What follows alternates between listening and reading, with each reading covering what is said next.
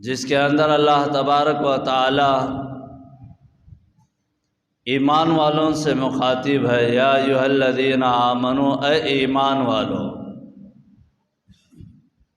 آمنوا باللہ ورسولہ، اللہ اور اس کے رسول پر ایمان لے آؤ۔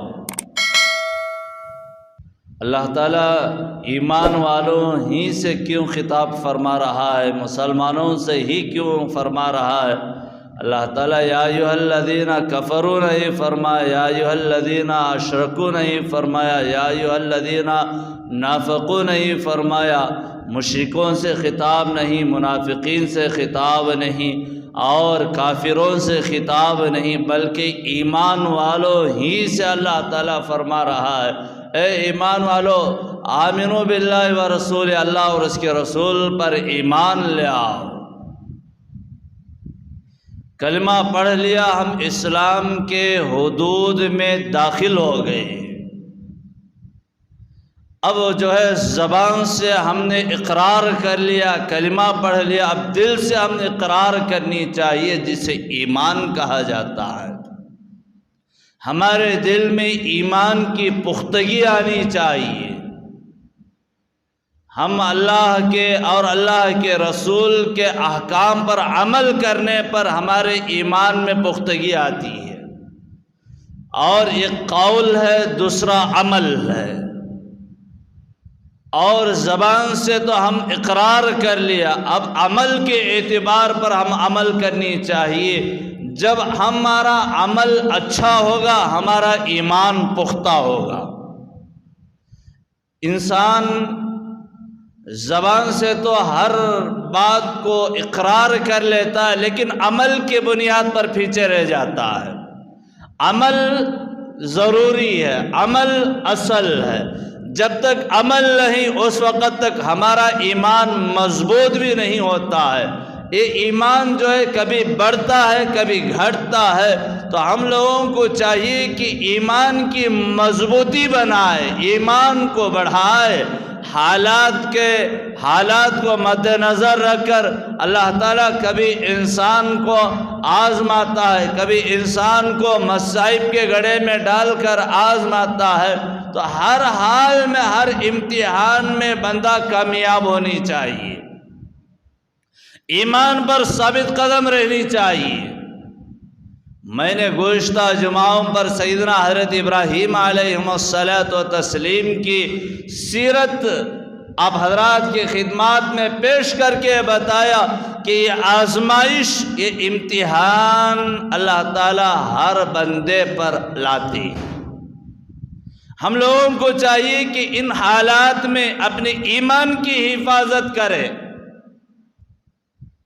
حضرت آدم علیہ السلام سے لے کر قیامت کے صبح تک جو بھی بندہ بشر جو اللہ کا محبوب بندہ ہوگا، اللہ تعالیٰ اس کو آزماتا ہے، اس کو مصائب کے گڑھے میں ڈھکیلتا ہے، پریشانیاں دیتا ہے۔ بندہ اپنے ایمان پر ثابت قدم رہے۔ اگر بندہ ایمان کا سودا کر لیتا ہے تو اس کا وہ ایمان پھسپھسا ہو جاتا ہے، اس کو مومن نہیں کہا جائے گا، اس کو مسلمان نہیں کہا جائے گا۔ مسلمان کبھی ایمان کا سودا نہیں کرتا ہے، مسلمان ہمیشہ ثابت قدم رہتا ہے۔ اللہ تعالیٰ نے بھی جس بندے نے اس ایمان کی حفاظت کر کے اللہ تعالیٰ کے دربار عالیہ میں جاتا ہے، وہ بندہ کامیاب ہو جاتا ہے۔ کل قیامت کے دن میدان حشر میں ایک بندہ، ایسا بندہ بھی حاضر ہوگا جو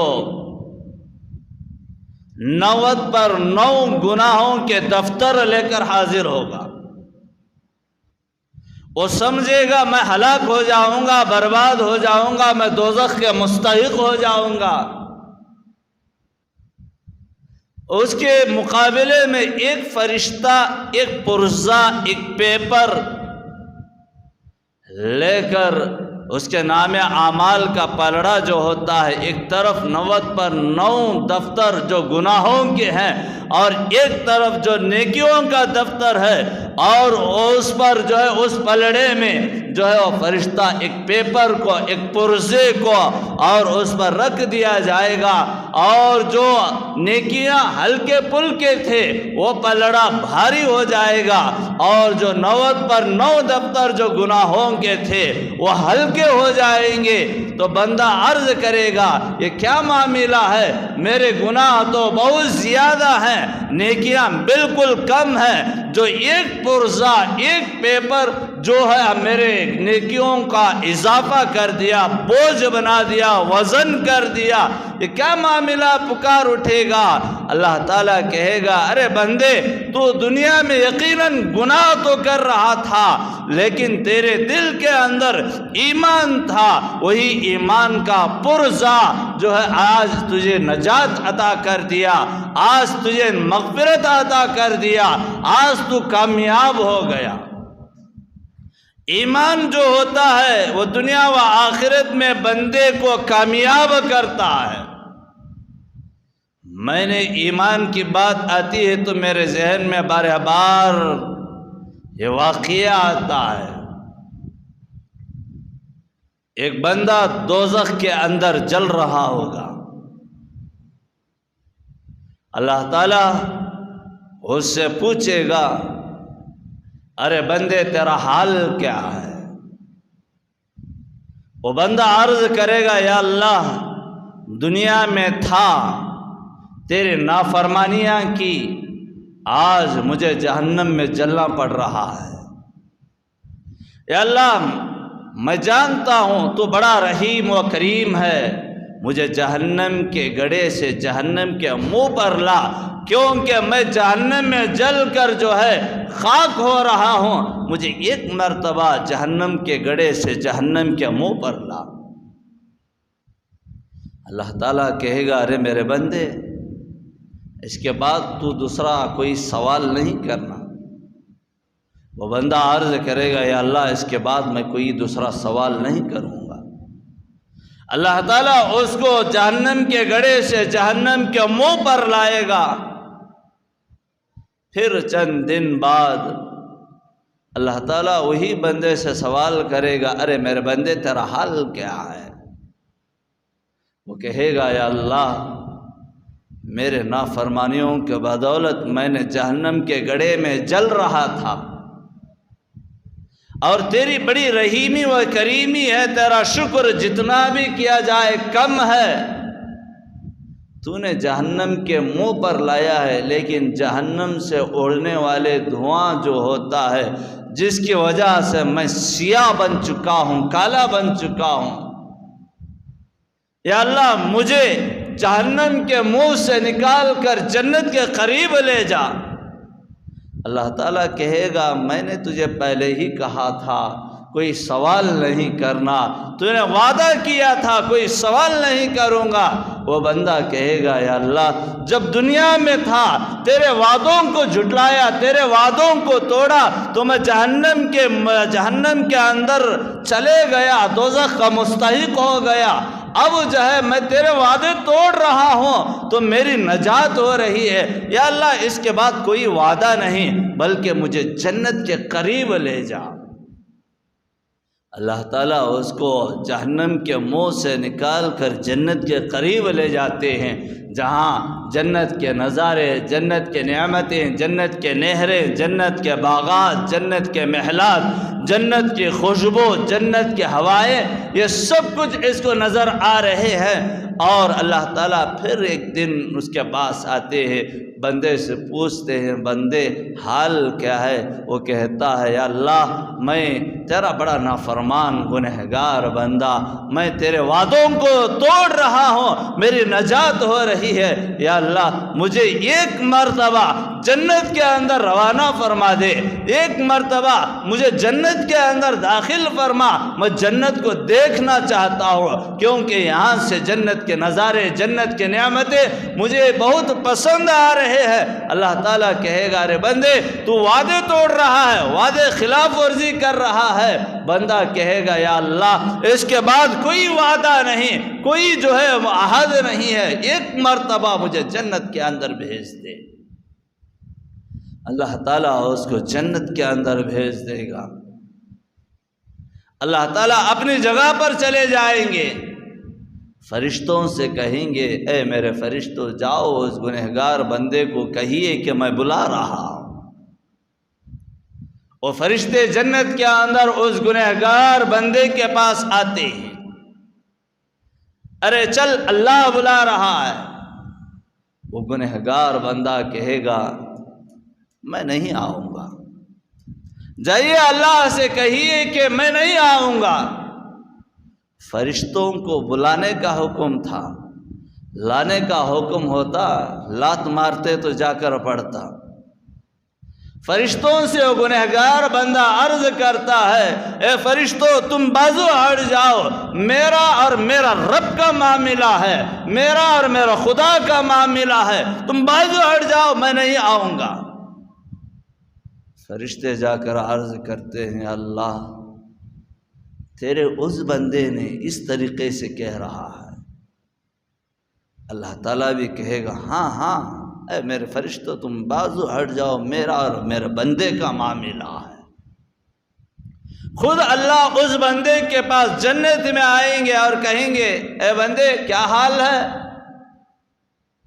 وہ کہے گا یا اللہ تیرا شکر جتنا بھی کیا جائے کم ہے، دنیا میں نے تیرے وعدوں کو توڑا، تیری ناشکری کی، تیری نافرمانی کی، آج میری یہ حالت، اب جنت کے اندر یہاں پر میں نے تیری وعدوں کو توڑ رہا ہوں، میری نجات ہو رہی ہے۔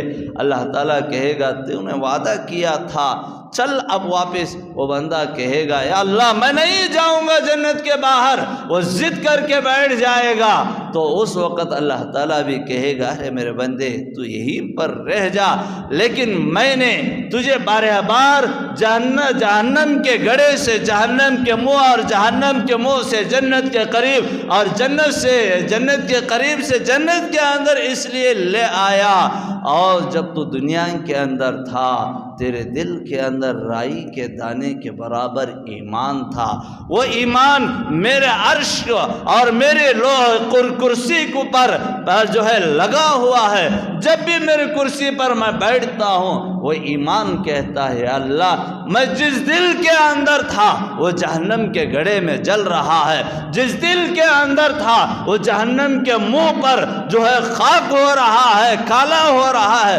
یا اللہ میں جس دل کے اندر تھا جنت کے باہر تڑپ رہا ہے، یا اللہ جس دل کے اندر میں تھا اس کو جنت کے اندر روانہ فرما، تیرے ایمان نے بارہ بار میرے یہاں سفارش کی، میں نے تجھے جنت کے اندر داخل کر دیا۔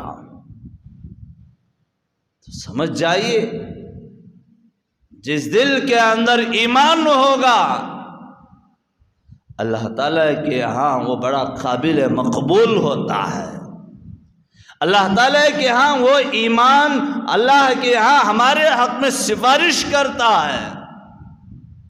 ہم بن دیکھے ایمان لے آئے، ہماری ایمان کی عظمت حضرات صحابہ کی ایمان کی سے بھی عظمت سے بڑھ کر ہے۔ اللہ کے نبی علیہ الصلوۃ والتسلیم نے حضرات صحابہ اکرام کے درمیان موجود تھے، میدان جہاد سے واپس ہو رہے تھے، دریا کے قریب پڑاؤ ڈالا، اللہ کے نبی نے حاجت کے لیے گئے اور واپسی میں فوراً جو ہے تیمم کر لیا۔ صحابہ نے پوچھا یا رسول اللہ سامنے دریا موجود ہے، آپ نے تیمم فرما لیا؟ اللہ کے نبی نے فرمایا میرے جان نثار صحابہ تیمم اس لیے کر لیا یہاں سے وہاں جانے تک میری موت نہ آ جائے اور بے وضو کی حالت میں میری جان نہ نکلے۔ حضرات صحابہ کرام کو اللہ کے نبی نے پوچھا اے میرے جان نثار صحابہ بتائے سب سے بڑا عجیب ایمان کس کا ہے؟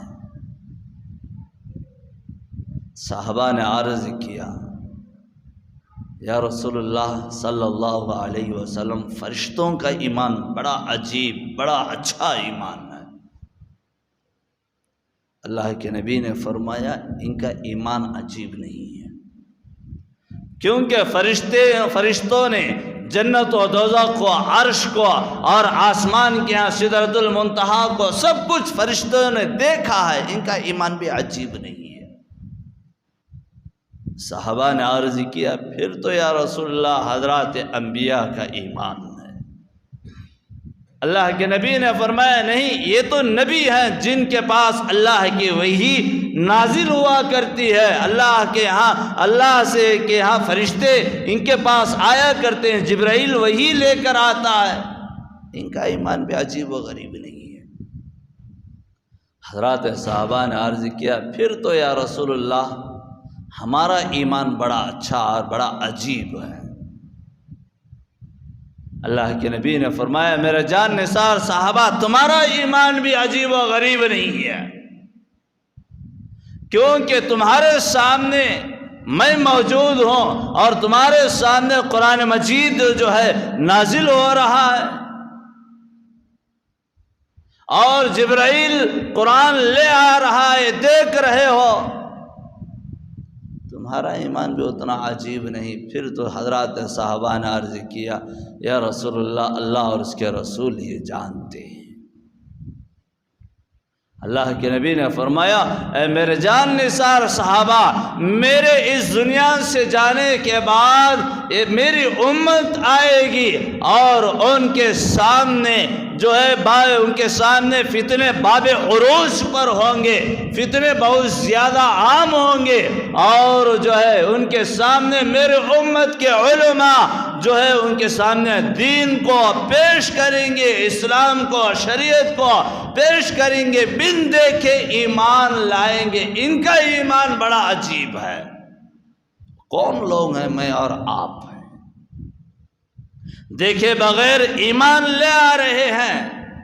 اللہ کے یہاں یہ ایمان کی بڑی عظمت ہے، بڑی شان ہے۔ خلیفہ ہارون رشید وقت کا بادشاہ، ان کے زمانے میں حضرت بہلول دانا علیہ الرحمہ ایک بڑے اللہ والے، ایک دریا کے بازو جس طرح بچے جب ریت کو دیکھتے ہیں گھر بناتے ہیں، ایک دریا کے بازو حضرت بہلول دانا بچوں جیسی حرکت کر رہے ہیں، گھر بنا رہے ہیں۔ خلیفہ بادشاہ ہارون رشید کی بیوی حضرت زبیدہ بہت بڑے اللہ والی، ان کی سیرت کے اندر آتا ہے کئی حافظہ قرآن جو لڑکیاں ہوتے ہیں ان کے محل میں رہا کرتے تھے، ہر ہمیشہ ان کے محل سے قرآن مجید کی آواز گونجا کرتی تھی، اتنے بڑے اللہ والے۔ بادشاہ ہارون رشید اپنی بیوی کو لے کر دریا کے کنارے تفریح کے بہانے لے جاتا ہے۔ ہارون رشید نے حضرت بہلول دانا کو دیکھا، السلام علیکم کہا، بہلول دانا نے کہا وعلیکم السلام۔ ہارون رشید نے پوچھا اے اللہ والے بہلول آپ کیا کر رہے ہیں؟ تو حضرت بہلول نے فرمایا اے بادشاہ میں یہاں گھر بنا رہا ہوں، یہ بیچ رہا ہوں، اس سے کیا فائدہ؟ بہلول نے کہا جو اس کو خریدے گا میں اس کے حق میں دعا فرماؤں گا، اللہ اس کو جنت کے اندر محل عطا فرما۔ بادشاہ نے پوچھا اس کی قیمت کیا ہے؟ 1 دینار۔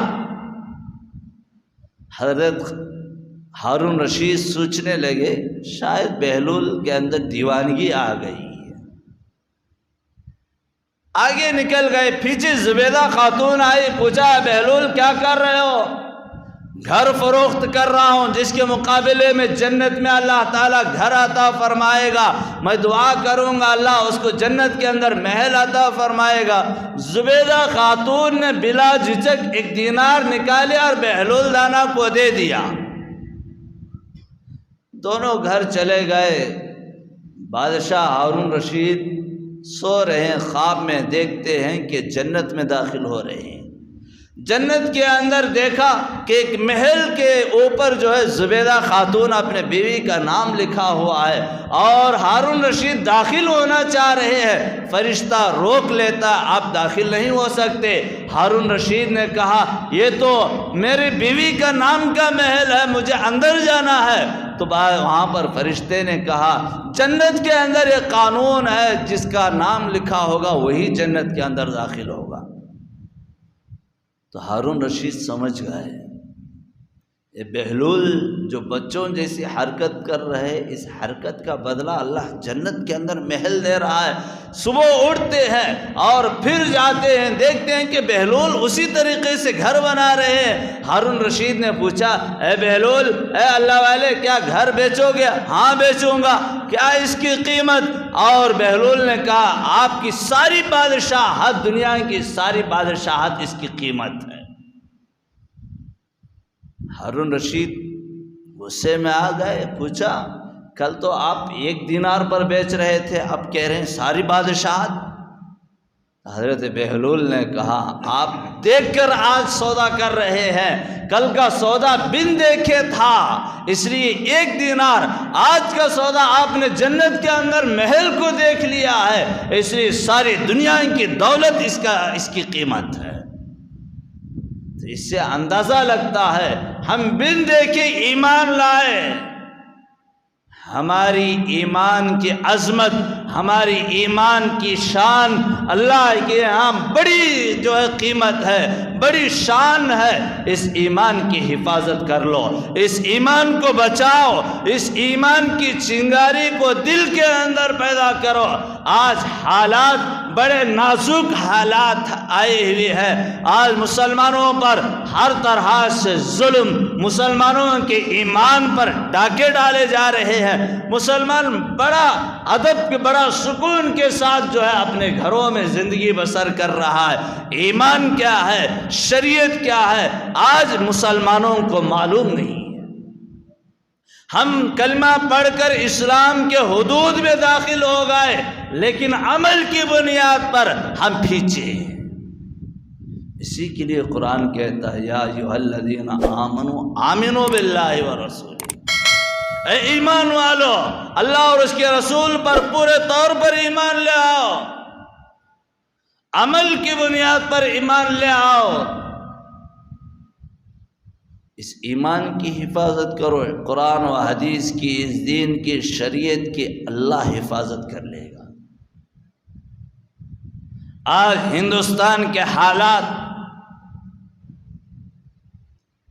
ہر طرح سے ظالم ہماری شریعت میں مداخلت کر رہا ہے، ہمارے ایمان میں ڈاکے ڈالے جا رہے ہیں۔ آج ہمارا نوجوان، آج ہمارے بڑے حضرات یہ سوچتے ہیں کہ دشمن اس طریقے سے کر رہا ہے، دشمن نے ہمارے دین پر ڈاکہ ڈال رہا ہے۔ کبھی ہم لوگوں نے یہ نہیں سوچا کہ دشمن کو راستہ کون دے رہے ہیں۔ ہمارا ایمان کا راستے، ہم اپنے دشمن کو تو دور کی بات ہے، جس راستے پر چلنے کا، سیدھے راستے پر چلنے کا، یا ایھا الذین آمنوا ادخلوا فی السلم کافہ، اور جس راستے پر چلنے کا حکم اللہ نے دیا ہے، اس راستے کو ہم خود ہی بند کر دیا، تب دوسرے لوگ، دشمن دوسرے راستے اختیار کر رہے ہیں۔ ہم اپنے آپ پر ایمان کی حفاظت کرنے کے بجائے، آج ہم شریعت پر عمل کرنے کے بجائے، ہم خود جو ہے دوسرے راستوں پر بھٹک رہے ہیں، دوسرے راستے اختیار کر رہے ہیں، پھر اس کے بعد دشمن کو تو اور موقع مل رہا ہے۔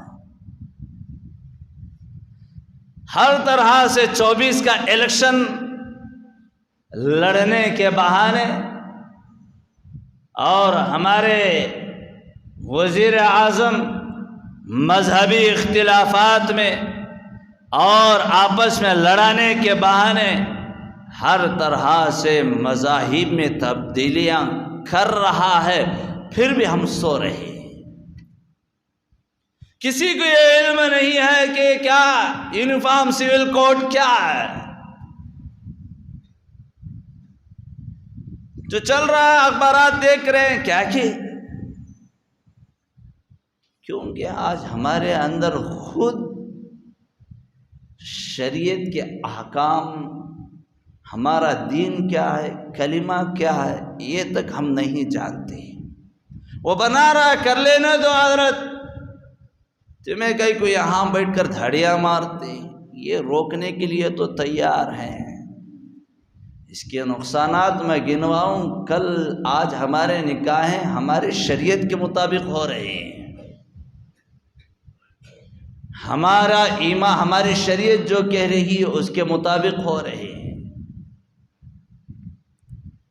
اگر یونیفارم سول کوڈ پاس ہو جائے، ہمارے نکاح ہمارے شریعت کے مطابق نہیں ہوں گے۔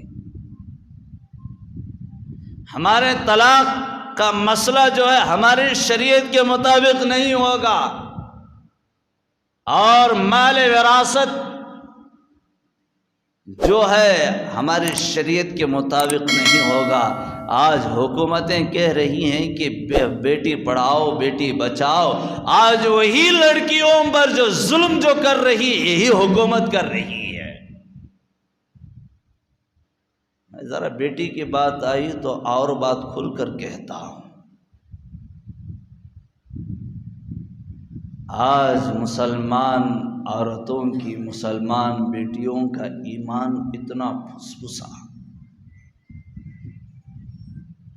اتنا کمزور ہو گیا، گھر کے اندر بڑے گاؤں کے، محلے کے، شہر کے روبدار ہوتے ہیں اور باہر ان کے نام کے چرچے ہوتے ہیں، لیکن ان کی بیٹیاں جو ہوتے ہیں ان کا ایمان اتنا پھسپھسا، اتنا پھسپھسا، غیر بہکائے، تو آج وہی بیٹیاں ان کے بسترے گرم کر رہے ہیں۔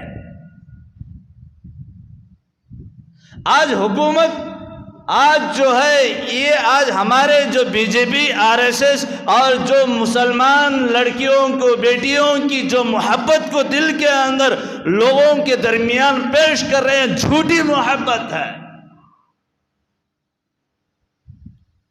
یہ مکاری ہے۔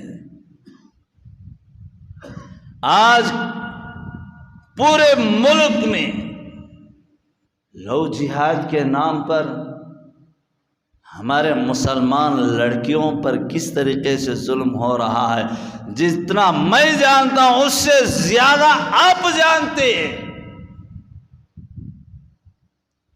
قریب 15-20 دن، مہینہ پہلے ایک واٹس ایپ سوشل میڈیا پر ایک ویڈیو وائرل ہوا، ایک درندے نے ایک مسلمان لڑکی کو لو جہاد کے بہانے پھنسایا اور اس کے ساتھ جو غداری اور جس کے جو مکاری کرنا تھا سب کچھ کر لیا، آخر کار ننگی مار کر ایک سوٹ کیس میں بند کر کے سڑک پر پھینک کر چلے گیا، درندہ اور جانور بن کر۔ حکومت کیا کر رہی ہے؟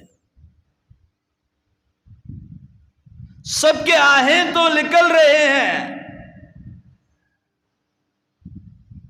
حکومت تو کہہ رہی ہے کہ بیٹی کی حفاظت کرنی چاہیے، لیکن معاملات کیا ہو رہے ہیں؟ اور ہو رہے ہیں۔ مسلمان لڑکی پر اور ایک ویڈیو ہمارے پاس جو ہے سوشل میڈیا پر آئی، اور آر ایس ایس کے کتوں نے ہماری بیٹیوں پر حملہ کیا، حتیٰ کہ ان کے حبش اور ان کی جو خواہش مٹا کر وہی بیٹی کے منہ پر پیشاب کر رہے ہیں۔ مسلمان ابھی بھی نہیں جاگ رہا ہے۔ مسلمان آج اس عرفتن دور میں ہر طرح سے جہاں اپنے ایمان کی حفاظت ہے وہیں پر اپنے بیٹیوں کی بھی حفاظت کرنی چاہیے، اپنے ماں بہنوں کی بھی حفاظت کرنی چاہیے۔ تو لہذا محترم بزرگ اور دوستوں، بڑے درد کے ساتھ کہنا پڑ رہا ہے، دشمن ہر طرح سے ہمارے مذہب میں تبدیلیاں کرنے کی فکر کوشش کر رہے ہیں، تو میں یہ کہنا چاہ رہا ہوں آپ حضرات سے، دشمن تو کر رہا ہے، اس کی حفاظت اللہ تعالیٰ نے لے لیا ہے، اور آج سے 1450 سال پہلے نبی علیہ الصلوۃ والتسلیم نے فرما دیا، اللہ نے کہہ دیا، اس دین کی، اس شریعت کی، اس قرآن کی اللہ حفاظت کرنے والا ہے، اس قرآن کے اندر کیوں نہ ہو، اس دین کے اندر کیوں نہ ہو، نمک برابر بھی فرق اللہ نہیں آنے دے گا، بشرطے کہ ہم کامل مومن بنے، ہم ایمان والے بنے۔ حضرات اولیاء اللہ عظام ایسے تھے، مصائب ان کے سروں پر، پریشانیاں ان کے سروں پر، اور ان کو قید خانے میں بند کر دیا گیا، ان کو نماز پڑھنے کی اجازت بھی نہیں تھی، بیڑیاں باندھ کر الگ رکھ دیا گیا۔ آج میں نے یہ واقعہ سنا کہ ان جیل خانوں میں جب جمعہ کا دن ہوتا تھا، ایک اللہ والے تھے، اور وہی جیل خانے میں جو ہے زنجیروں سے باندھ دیا گیا تھا، کھسک رہے ہیں، اپنے جسم کو خون سے رنگین تو کر دیا، اور جمعہ پڑھنے کی تو نوبت نہیں تھی۔ لوگوں نے پوچھا، حضرت آپ نے بلا وجہ یہ مصیبت کیوں مول رہے ہیں؟ تو وہ اللہ والے اس قرآن مجید کی آیت کو پیش کیا، یا ایھا الذین آمنوا اذا نودی للصلاۃ من یوم الجمعہ۔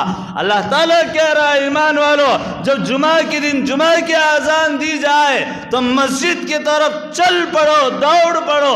اس لیے میں تو مسجد کے قریب تو نہیں جا سکتا، مسجد میں تو نہیں جا سکتا، میں کل قیامت کے دن اللہ مجھے سے سوال کرے گا، یا اللہ تیرے اس حکم پر میں نے ان زنجیروں میں باندھا ہوا آدمی بھی اپنے آپ کو کھسک رہا تھا۔ اپنے ایمان کی حفاظت وہ اللہ والے جیل خانوں میں بھی اس طریقے سے کیا کرتے تھے۔ آج ہماری حالات کیا ہے؟ ہمارے گھروں سے قرآن نکلا، ہمارے گھروں سے سنت رسول اللہ نکلے، بے دینی باب عروج پر آئی۔ کتنے ایسے مسلمان ہیں جن کو کلمہ پڑھنا نہیں آتا، کتنے ایسے مسلمان ہیں جنہوں نے اپنے زندگی میں کبھی قرآن مجید کو پڑھا نہیں، کتنے ایسے مسلمان ہیں جن کے گھروں سے ایمان کے جنازے نکل رہے ہیں۔ پھر کفار، پھر دشمنان اسلام یہ حملے نہ کرے تو اور کیا کرتے ہیں؟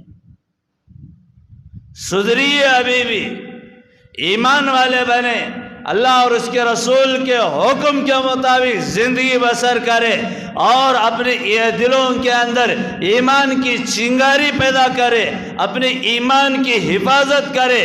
مصائب آئے، پریشانی آئے اور دشمن اپنا گلا کاٹ دے، مسلمان تو وہ ہے جب سے ہندوستان آزاد ہوا 70 سال سے لوگ ہمارے مسلم پرسنل لا بورڈ میں اور ہمارے مذہب میں تبدیلیاں کرنا چاہ رہا ہے، کوئی آج تک جو ہے تبدیلی نہیں کر سکا۔ مسلمان اپنے ایمان کی حفاظت تو کرتا ہے، کرنا ہی ہے، اور مسلمان کبھی ایمان کا سودا نہیں کرتا ہے۔ آج کتنے ایسے لوگ ہیں جو اپنے ایمان کا سودا کر رہے ہیں، آڑ بن رہے ہیں دین و اسلام کے لیے، شریعت کے لیے، اور دشمنوں کا ساتھ دے رہے ہیں۔ باز آئیے، ہم کتنے دن جی حضوری کرتے رہیں گے؟ یہ ملک ہمارا ہے، یہاں ہم سب ایک ہیں، اور ہم سب جو ہے مل جل کر ہیں، اور جو یونیفارم سول کوڈ اور UCC کے نام پر جو کر رہے ہیں، جس سے بہت بڑے نقصانات ہمارے سروں پر آتے ہیں۔ سب سے پہلے میں نے ابھی جو کہا کہ ہمارے نکاحیں جو ہوتے ہیں شریعت کے مطابق نہیں ہوں گے۔ ہم لوگ شریعت سے ہم لوگوں کو یہ الگ کرنا چاہ رہے ہیں، اور دوسرا ہمارے طلاق کا مسئلہ شریعت کے مطابق نہیں ہوگا۔ تیسرا، ہماری مال وراثت جو ہے اس میں پورا برابری کا حصہ نہیں آئے گا، بتائیں گے اور عمل کی بنیاد پر آئے گا۔ اور اس طریقے سے بہت سارے قوانین اس کے اندر اس ملک کے وزیر اعظم چھیڑ دیا ہے یونیفارم سول کوڈ کے بہانے اور 24 کا الیکشن لڑنے کے بہانے اور آپس میں لڑانے کے بہانے۔ تو ہم لوگوں کو چاہیے کہ ہم سب ایک ہو کر کے رہیں، اور ہمارے ہندو مسلم اور ہمارے ہندو بھائی ہیں۔ اب یونیفارم سول کوڈ ایک کے مسلمان کے لیے نہیں بلکہ دوسروں کے لیے بھی ہے، سب کے لیے لاگو کر رہا ہے۔ اس لیے ہمارے اندر ایک دلی آنی چاہیے، ہم جو ہے غیر کو نفرت کی نگاہ سے بھی نہیں دیکھنی چاہیے۔ ہمارے نبی تو ایسے اخلاق والے نبی ہیں، اور جو ہے لوگوں کو، کافروں کو، کفار سے بھی محبت کی نگاہ سے دیکھا کرتے تھے۔ ابو جہل اتنا ستایا، کبھی اللہ کے نبی نے اس سے بدلہ نہیں لیا۔ ہمارے نبی بدلے لینے نہیں بلکہ اپنے اخلاق کو پیش کر کے دکھایا۔ اسلام اس طریقے سے پھیلتا ہے، ایک دوسرے کے اندر محبت کو پیدا کرو، ایک دلی پر رہو، ثابت قدم رہو۔ دشمن 100 سازش کر لے کوئی پرواہ نہیں۔ اور میں نے خطبے بیان کے شروع میں ایک بات کو چھیڑ دیا، آپ حضرات کو یہ ضروری ہے کہ آپ اپنے بچوں پر، اپنے بچیوں پر کڑی نظر رکھیں۔ جو موبائل فون ہے جس کے ذریعہ بہکایا جا رہا ہے، میں نے اس موضوع پر شاید 6 ماہ پہلے لڑکی کی کس طریقے سے حفاظت کرنا ہے اس پر بیان کر دیا ہوں۔ سب سے پہلے اپنے بچیوں کو انٹرنیٹ سے، موبائل سے بچائے، کیونکہ حالات اب دیکھ رہے ہیں۔ غیر تو بہکانے کی تو دور کی بات، میرے پاس قاضی ہونے کے ناطے کتنے ایسے کیسز آتے ہیں، فون کے ذریعے سے طلاق اور خلا کے مسئلے 90% ہو رہے ہیں۔ 90% جو ہے فون کے ذریعے سے جوڑے ٹوٹ رہے ہیں۔ اس لیے پورے طور پر احتیاط کرے، کڑی نظر رکھے۔ آپ کو اللہ تعالیٰ نے قوام بنایا، الرجال قوامون علی النساء، عورتوں کا آپ کو سردار بنایا، قوام بنایا، کڑی نظر رکھے۔ اور آپ کی بچی کالج پڑھ رہی، میں نہیں کہتا کہ نہ پڑھاؤ، ضرورت ہے آج قوم کو آپ کی بچی انجینئر بنے، آپ کی بچی ڈاکٹر بنے، آپ کی بچی جو ہے اچھے سے اچھی پڑھائی حاصل کرے، لیکن دین کے دائرے میں رہ کر حاصل کرے۔ قوم کو آپ کی ضرورت ہے۔ آپ کی بچی کالج پڑھ رہی ہے، آپ خود لے جا کر چھوڑ آئے، آپ خود لے کر آئے۔ بچی کیا پڑھ رہی ہے، کالج میں کیا ہو رہا ہے، کیا حالات ہو رہے ہیں، یہ سب آپ پر جو ہے نظر رکھنا ضروری ہے۔ اس طریقے سے بیٹی کی حفاظت کرے۔ اور جو ہے ایکسٹرا سول کوڈ میں اور ایک بات اس کے اندر واضح کروں، ہماری شریعت جو ہے لڑکی یا لڑکا بالغ ہونے کے بعد، عقل سنبھالنے کے بعد نکاح کی اجازت دیتا ہے، فوراً نکاح کے انتظام کرنی چاہیے۔ اب یہ یونیفارم سول کوڈ ایسا اب 18 سال سے 21 سال کو کرنے جا رہا ہے۔ یہ سب حالات آ رہے ہیں، اس لیے ہم خود جو ہے ایمان کے اندر پختگی پیدا کر لے، ہم خود ایمان پر چل لے، اور جو ہے دشمن جتنا بھی سازش کر لے کوئی نہیں چال نہیں چل سکتی ہے۔ بہرحال آخر میں ایک بات، اب جو ہے ایکسٹرا سول کوڈ کے جس کو نافذ کرنے کے لیے، احتجاج کرنے کے لیے ہم جو ہے اس کا جواب دینا ہے۔ واٹس ایپ پر اس کا لنک آئے ہیں، شاید میں نے 2-3 دن پہلے گروپ کے اندر رکھا تھا، اس کے اندر آپ اپنا احتجاج درج کرائیں۔ اگر کسی کو معلوم نہیں ہے تو آپ بعد نماز جمعہ جاتے ہوئے، ہمارے نوجوان ساتھیاں باہر رہیں گے، آپ اپنا نام، اپنا موبائل نمبر لکھ کر جائیے اور اس کے گروپ ایڈ کیا جائے گا۔